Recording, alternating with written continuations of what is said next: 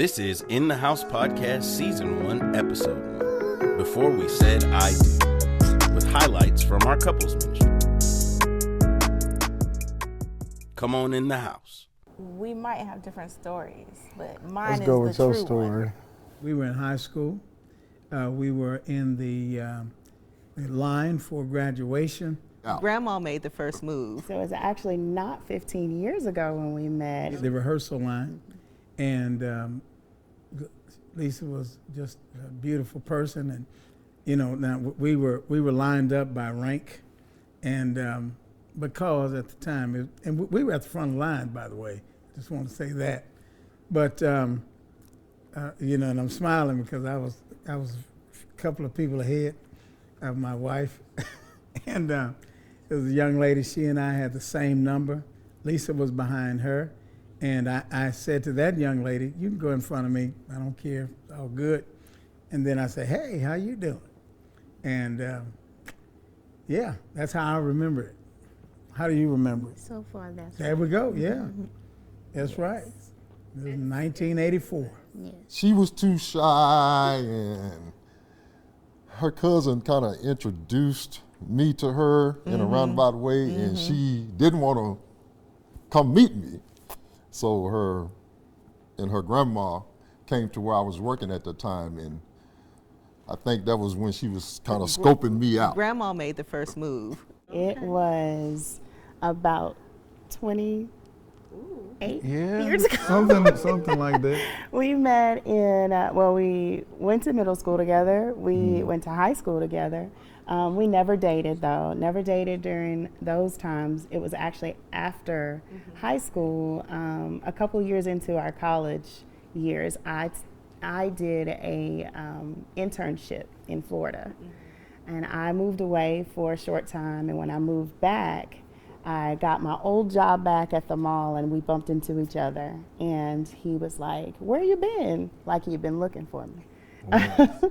But he suggested that we catch up, and we just kept catching up. He left the restaurant. Grandma made it a point to come back and say, it's okay.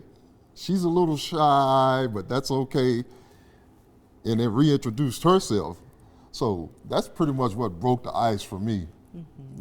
How cool her grandma was, and eventually how she came around from that shyness, which I don't think she was really shy. She was just unsure at the time. Right. I took it upon myself to give him a call after he had tried to I was about to say, how you get date my me number? a few times, but I was truly busy, so We're that going was to have to only cut that. in a minute. But I finally gave him a call after us not having schedules that were compatible. And And what I say? And I invited him out with some friends. He said no. He said, but I'll take you on a date. And I said, okay. And we started dating. And that was when we both were at Princeton Seminary. So we were seminary sweethearts, is what they're called. Because Grandma For you. said, if you don't go up there and say something to him, then I'm going to go say something. So we didn't want Grandma going to say anything, so I had to finally go up and ask him a question. And he was a manager at Long John Silver's, so the only thing I can come up with is, can I have a lid for my cup? That was my first words to him. A lot of our friends got married right after high school. Sure did. So we dated a couple of years before we got married. First 2 years was long distance dating. I was in Houston at U of H, he was in Arlington at UTA. So we dated, talked on the phone, wrote letters, and that got expensive. Traveling back and forth and long distance phone calls. We didn't have cell phones then. But so yes. First early days, as the man, I went all out to her. I would make musical selections to kind of explain how she meant to me when we were dating, and I still carry that over every now and then now.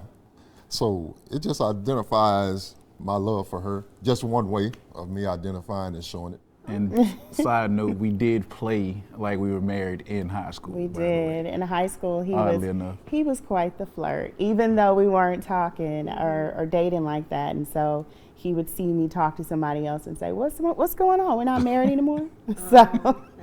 So anyway, I guess maybe that was It was God. some type It of was prophecy. God. That's what it was.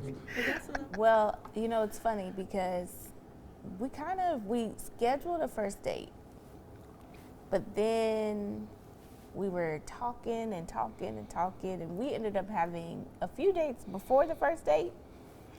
And so by the time we got to our official first date, you know, now I can't even track which one was actually the first one. But we went to On the Border. So we went to a Mexican Tex-Mex place. And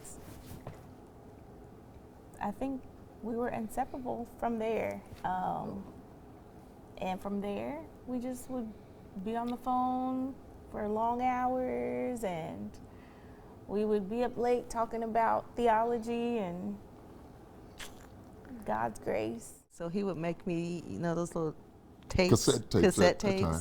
and he would leave them in my car. He would take my car and go fill my car up with gas, and then when I come back, I had a tape in my cassette.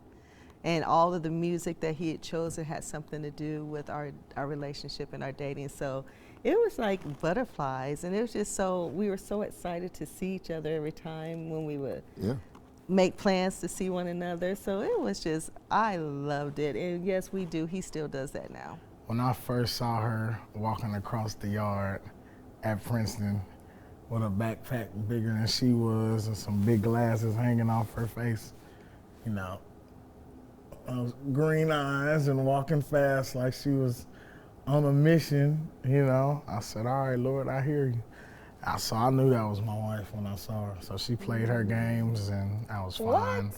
I was here for it. That's cool. Time was the only matter. No biggie.